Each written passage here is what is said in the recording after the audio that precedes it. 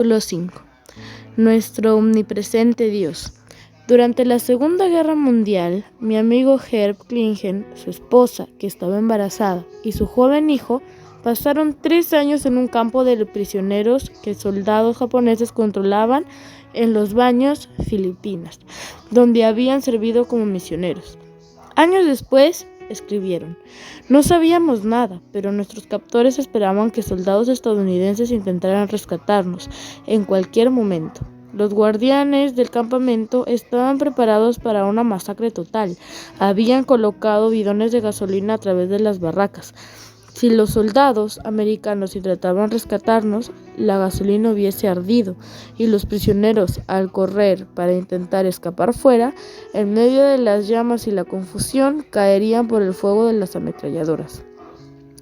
Peor aún, en el campamento de prisioneros de guerra de Palawan, los soldados japoneses, creyendo erróneamente que los atacarían, obligaron a 140 prisioneros a entrar en refugios subterráneos, los rociaron con gasolina y les prendieron fuego.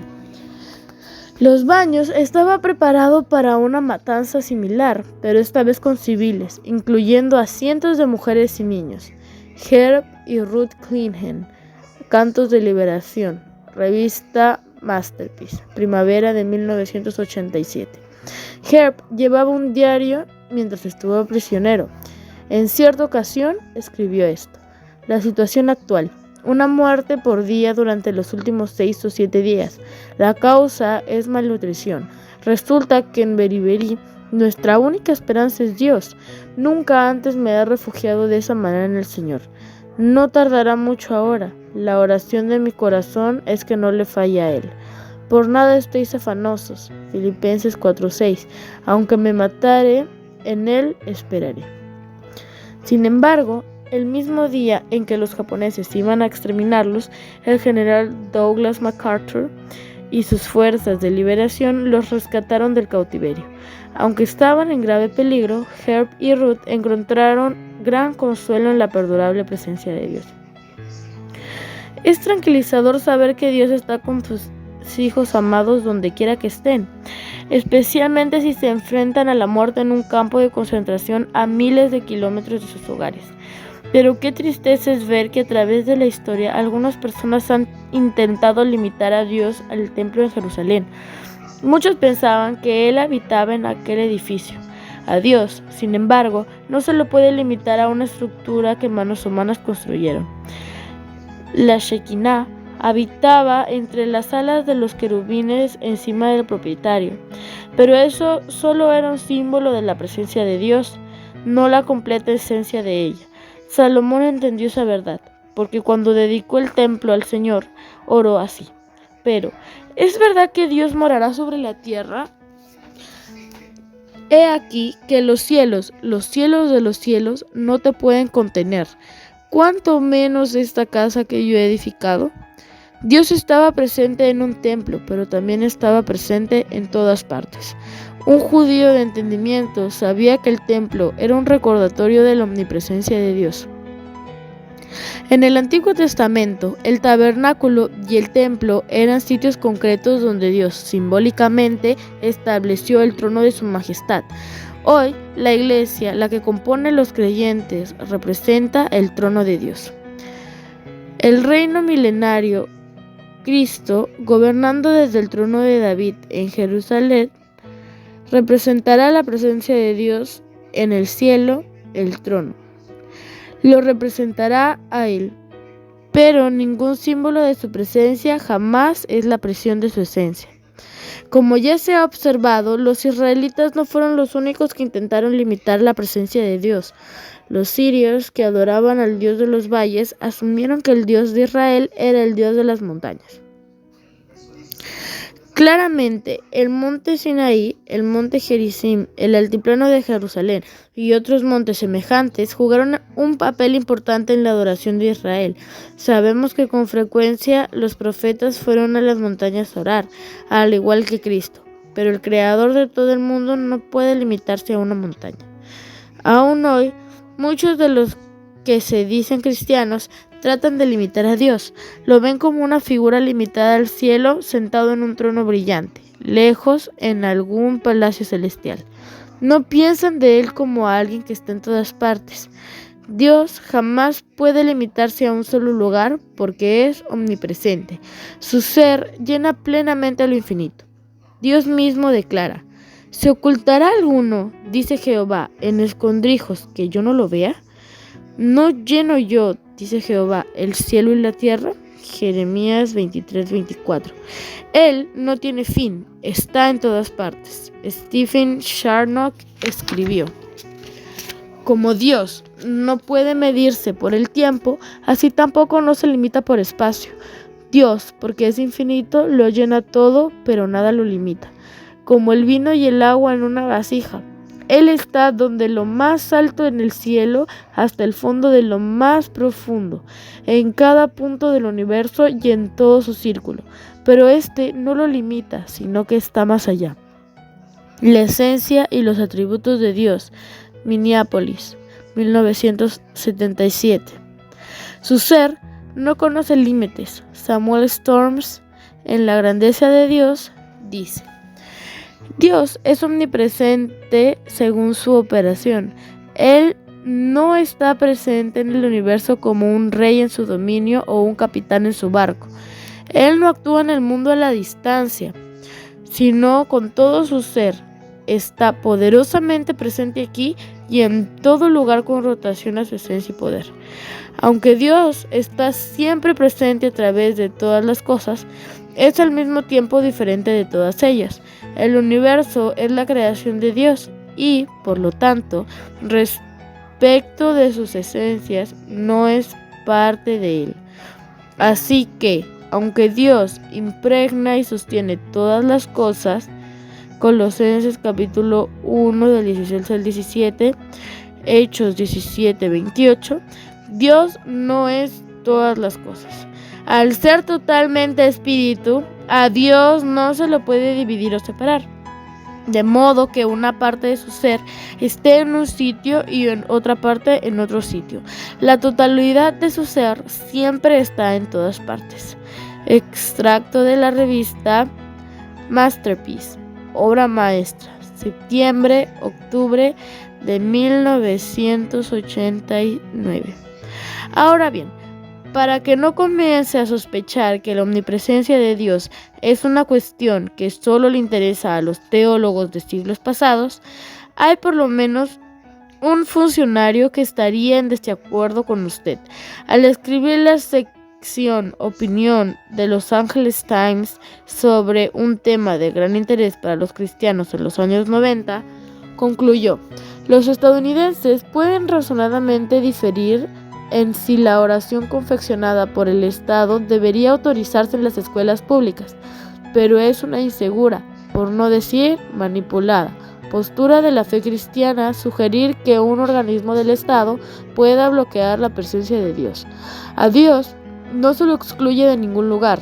Un Tribunal Supremo de los Estados Unidos no puede desalojar a un Dios omnipresente de nuestras escuelas, como tampoco necesita el Congreso para hacerlo regresar. Jaime A. Leach, Personal Perspective, Perspectiva Personal, septiembre 6, 1992. Si Dios es omnipresente, entonces, algunos piensan que si Dios está en todas partes, debe ser impuro, porque las cosas impuras que lo tocan lo contaminan, pero no es así. Como un Dios santo, Él entrena en el corazón de los pecadores para inspeccionarlos y convencerlos de pecado, pero su esencia nunca se mezcla con ninguna impureza. Él es como los rayos del sol. Pueden caer en un montón de basura, pero la basura no contamina al rayo del sol. Del mismo modo, nada puede contaminar a Dios. Por ejemplo, nuestro Señor Jesucristo vino al mundo y vivió entre los pecadores. Aún así, el apóstol Juan dijo: en Él no hay pecado. Primera de Juan 3:5. Él se relacionó con personas pecadoras a través de su vida en la tierra, pero permaneció totalmente libre de la contaminación de ellas. Otra objeción en contra de la doctrina de la omnipresencia de Dios reza así: ¿No dice la Biblia que Dios está cerca y lejos al mismo tiempo cuando está en todas partes todo el tiempo? Isaías exhortó al pueblo a llamar al Señor en tanto que esté cercano. En otro sitio dice que la rebelión de Israel ha hecho que Dios esté lejos de ellos. Lo importante es tener en mente la diferencia, la esencia de Dios y su relación con el pueblo. Él está en todas partes en esencia, pero solo en ciertos lugares en forma de relación. En el sentido de relación, tanto el Espíritu Santo como el Señor Jesucristo residen en todo verdadero creyente. Romanos 8:9, Efesios 3:17 y Colosenses 3:11. Pablo escribió: a quienes Dios quiso dar a conocer las riquezas de la gloria de este ministerio entre los gentiles, que es Cristo en vosotros, la esperanza de gloria. Colosenses 1:27. Pero antes de que Él habite en todos nosotros en la revelación como creyentes, su esencia estaba presente para convencernos de nuestros pecados y salvarnos. Una comunión inquebrantable con Dios. Como se ha señalado en capítulos anteriores, Dios es espíritu, es decir, inmaterial e invisible. Por lo tanto, no se lo puede reducir a una imagen o limitar en algún lugar. Incluso en tiempos del Antiguo Testamento, la adoración y la comunión con Dios estaban limitadas a un tiempo y un lugar específico. El pueblo judío tenía el templo como un lugar específico de adoración, pero la presencia simbólica de Dios tenía por objetivo promover la adoración como un medio de vida. Dios deseaba profundamente que su adoración fuese mucho más allá del sábado y los días de fiesta. Pablo, hablando a los filósofos de Atenas, dijo: el Dios que hizo el mundo y todas las cosas que en él hay, siendo Señor del cielo y la tierra, no habita en templos hechos por manos humanas, ni es honrado por manos de hombres, como si necesitase de algo, pues Él es quien da a todos la vida y aliento y todas las cosas, para que busquen a Dios si en alguna manera, palpando, puedan hallarle, aunque ciertamente no está lejos de cada uno de nosotros. Hechos 17, del 24 al 25 y el 27. Al Dios que se extiende a través de todos los tiempos y espacio, que es infinito y eterno, no se lo puede confinar ni limitar. Por lo tanto, podemos tener una comunión con Él en todo tiempo y en todo lugar. Jesús hizo esta importantísima declaración: mujer, créeme, que la hora viene cuando ni en este monte ni en Jerusalén adoraréis al Padre. Juan 4:21. ¿Qué estaba realmente diciendo? En sentido individual, podría haber querido decir: están a punto de entrar en una relación con Dios a través de mí, que los capacitará para adorar a Dios en sus corazones, no solo en un lugar geográfico. En un sentido histórico, pudo haber estado diciendo: el tiempo viene cuando destruyan Jerusalén. En una interpretación más amplia, pudo haber querido decir: voy a hacer posible la redención a través de la cruz del Calvario. Cristo añadió: mas la hora viene, y ahora es cuando los verdaderos adoradores adorarán al Padre en espíritu y en verdad, porque también el Padre tales adoradores busca que le adoren. Verso 23. Esto se refiere a algo futuro, pero también al presente. Básicamente estaba diciendo: estoy situado en una transición. La hora ya está aquí, porque estoy aquí. Cuando el Antiguo Testamento haya pasado y el Nuevo esté aquí, en el Nuevo Pacto no habrá un lugar específico, ni aún Jerusalén en el cual adorar. Jesús estaba predicando el fin del sistema ceremonial judío de adoración. Su final llegó con su muerte en la cruz. El velo del templo se rasgó en dos de arriba abajo, exponiendo el lugar santísimo. Mateo 27:51.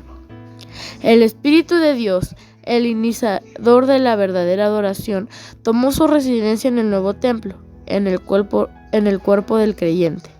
1 Corintios 6:19.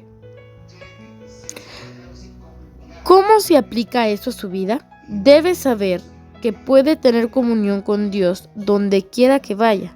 Puede tenerlo en la sala de su casa.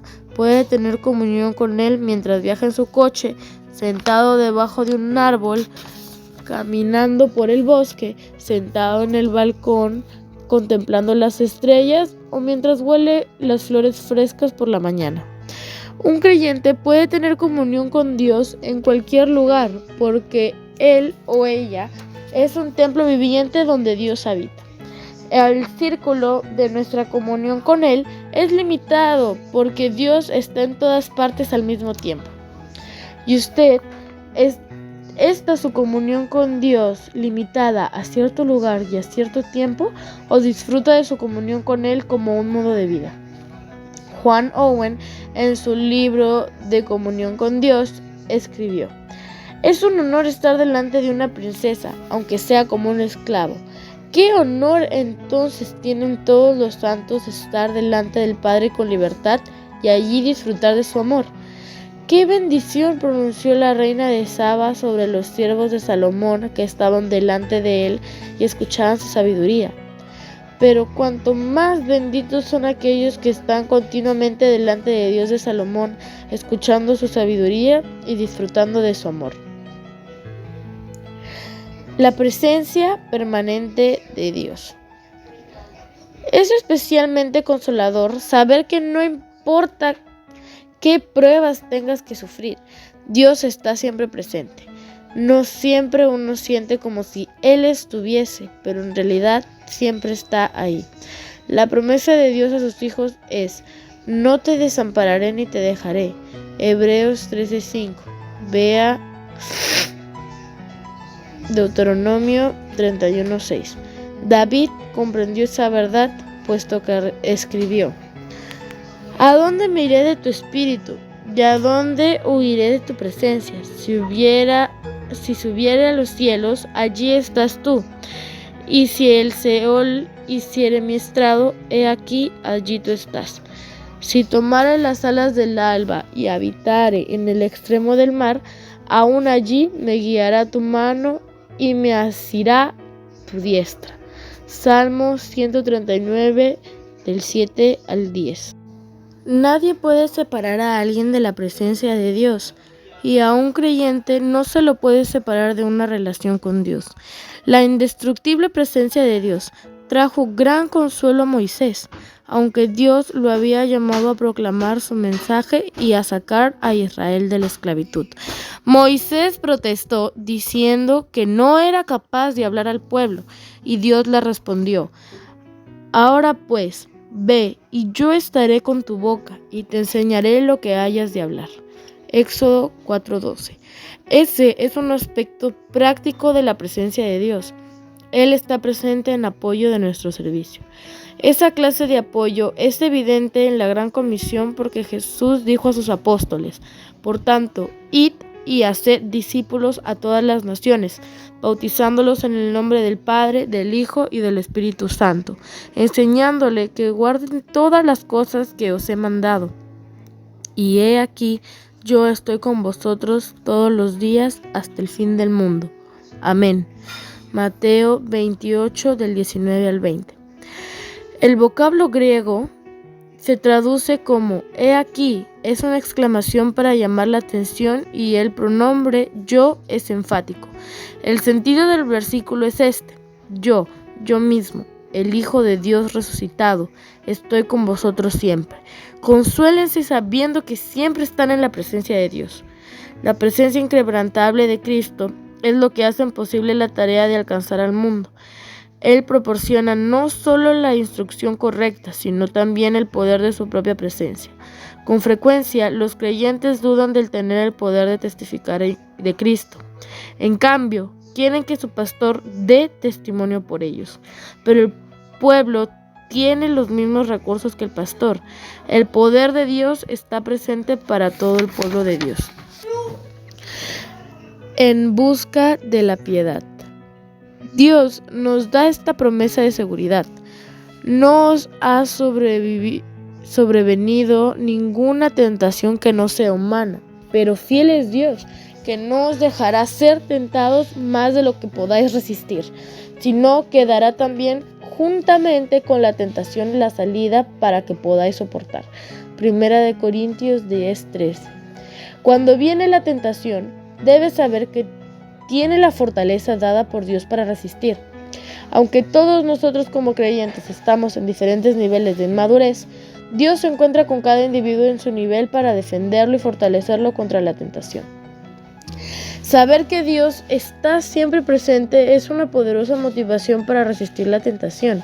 Nos hace comprender que todo lo que hacemos, lo hacemos en su presencia. Cuando pecamos, ya sea un pecado de pensamiento, de palabra o de acción, lo hacemos en la presencia de Dios. Obviamente, esa era la actitud que tenía José.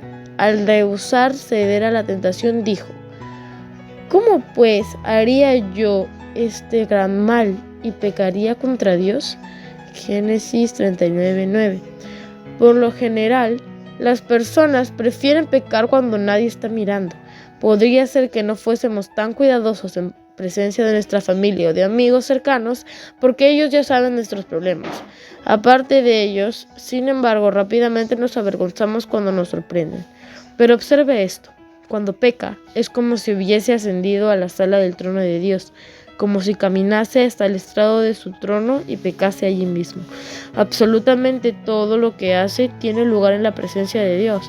Ahora bien, ese es un pensamiento que hace reflexionar. Job dijo de Dios: ¿no ve él mis caminos y cuenta todos mis pasos? Job 31:4. Esa era la base de su integridad. Versículo 1-3. Salomón dijo: reconócelo en todos tus caminos y él enderezará tus veredas. Proverbios 3:6. En cada cosa que hace, comprenda que Dios está siempre presente. Esa clase de responsabilidad lo ayudará a conducirse y a mantenerse en el camino correcto. Tomar conciencia de la presencia de Dios no solo lo ayudará a huir del pecado, sino también a soportar el sufrimiento. Pedro dijo a los creyentes que pasaban por una severa persecución: porque esto merece aprobación, si alguno, a causa de la conciencia delante de Dios, sufre molestias padeciendo injustamente. 1 Pedro 2:19. Al decir conciencia delante de Dios, se refiere a una conciencia general de la presencia de Dios, lo cual es un incentivo para la conducta piadosa. Debemos mantener un buen testimonio delante de los perdidos mediante el sufrimiento del maltrato, confiados de que Dios está vigilando sobre nosotros y soberanamente controla cada situación. La vida piadosa es una cuestión de vivir la luz a la presencia de Dios. Samuel Storms escribió: la omnipresencia de Dios debe consolar al justo. No importa cuál sea la prueba, no importa el lugar donde ocurra, no importa la rapidez de sus asaltos, no importa la profundidad de su poder. Dios siempre está con nosotros. Aunque ande en valle de sombra de muerte, no temeré mal alguno, porque tú estarás conmigo. Salmos 23:4. Subrayado, añadido, revista Masterpiece, septiembre-octubre de 1989. El Señor está cerca. Pablo escribió: el Señor está cerca, por nada estéis afanosos. Filipenses 4 del 5-6. Esas palabras no se refieren a la segunda venida del Señor, sino a su ministerio presente de consuelo para vosotros. Él está siempre presente. El salmista repite esa verdad cuando dice: cercano estás tú, oh Jehová, y todos tus mandamientos son verdad. Salmos 119, 151. El Señor nos rodea con su presencia. Cuando usted tiene un pensamiento, el Señor está cerca para leerlo. Cuando ora, está cerca para oírlo. Cuando necesita su fortaleza y poder, Él está cerca para proveerlos. Tomar conciencia de eso lo ayudará a mantenerse libre de ansiedad. Esa es una lección que el profeta Habacuc aprendió. En su tiempo, la injusticia y la discordia llenaban la tierra, puesto que se deseaba saber por qué Dios no estaba haciendo nada acerca de esa situación. Dijo: ¿Hasta cuándo, oh Jehová, clamaré y no oirás? Y daré voces a ti a causa de la violencia, ¿y no salvarás? Habacuc 1:2. Dios respondió: Mirad entre las naciones y ved y asombraos, porque haré una obra en vuestros días, que aun cuando se os contare, no la creeréis. Porque he aquí, yo levanto a los caldeos, nación cruel y presurosa, que camina por la anchura de la tierra para poseer las moradas ajenas.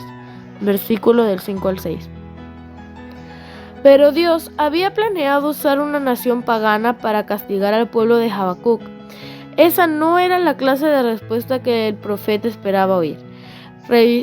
Recibió una respuesta visceral de la noticia. Oí y se conmovieron mis entrañas. A la voz temblaron mis labios. Pudrición entró en mis huesos y dentro de mí me estremecí. Si bien estaré quieto en el día de la angustia, cuando suba el pueblo, el que no lo invadirá con sus tropas. 3:16. Pero luego Habacuc comenzó a recordar lo que sabía acerca del Señor y dijo: ¿No eres tú desde el principio, oh Jehová, Dios mío, santo mío? No moriremos, oh Jehová, para juicio lo pusiste tú. Oh roca, lo fundaste para castigar. 1:12. Habacuc se recordó a sí mismo que el Dios eterno estaba cerca, porque es eterno. Dios está delante, detrás, encima e independientemente de la historia, reinando en absolutamente eternidad. Esa verdad ayudó a Habacuc a comprender que todo forma parte del plan eterno de Dios, incluyendo conflictos e injusticias terrenales. La invasión por fuerzas enemigas no escaparía de la atención de Dios. No era un accidente. Dios no estaba cerca y controlaba soberanamente cada circunstancia. Habacuc recordó que el Santo estaba cerca, que Dios es perfecto y que tiene que hacerle frente al pecado. Entonces reconoció: Muy limpio eres de ojos para ver el mal, ni puedes ver el agravio. ¿Por qué ves a los menospreciadores y callas cuando destruye el impío al más justo que él? Verso 13. Estaba diciendo: Sé que Dios no puede actuar aparte de su santidad, puesto que nos está castigando a causa de nuestro pecado. Sé que castigará a los caldeos también debido a sus pecados. Dios no estaba en un lugar remoto. Sus santos ojos estaban presentes para ejecutar juicio. Habacuc también recuerda otra verdad relativa de Dios. Él es fiel, no moriremos. Verso 12. Es una afirmación del pacto de Dios con su pueblo. Él es fiel a su palabra, su fidelidad es inseparable de su amor pactado, el cual es un amor eterno. Dios no está lejos de los suyos, su fidelidad y su amor son entrañables. Quizás Habacuc pensaba: Señor, todo lo que sé de ti, me dice que deje de preocuparme respecto de este problema. No lo entiendo, pero no necesito entenderlo. De hecho, mi mente es muy pequeña para entenderlo, y fue el orgullo lo que me llevó a pensar que podría. Habacuc, al mediar sobre la base del carácter del Señor, aprendió este valioso principio. He aquí que aquel cuya alma no es recta se enorgullece, mas el justo por su fe vivirá. Habacuc 2:4. Vea Romanos 1:17 y Hechos 10:38. La fe firme de Habacuc en el Señor es evidente en la conclusión de sus palabras. Aunque la higuera no florezca, ni en las vides haya frutos, aunque falte el producto del olivo, y los labrados no den mantenimiento, y las ovejas sean quitadas de la majada, y no haya vacas en los corrales, con todo, yo me alegraré en Jehová, y me gozaré en el Dios de mi salvación. Jehová, el Señor es mi fortaleza, el cual hace mis pies como de ciervas, y en mis alturas me hace andar. Habacuc 3 del 17 al 19. Estaba diciendo, si todas las cosas normales de la vida de las que dependo de pronto se colapsan, aún así pondré mi esperanza en Dios. Me dará la habilidad y la confianza para caminar a lo largo de los precipicios de la vida. También usted puede tener esa clase de confianza sabiendo que el Señor está cerca y que lo ayudará a no estar afanoso por nada. Filipenses 4:6. El Señor, quien está en todo lugar, verdaderamente puede manejar cualquier cosa que venga a su vida.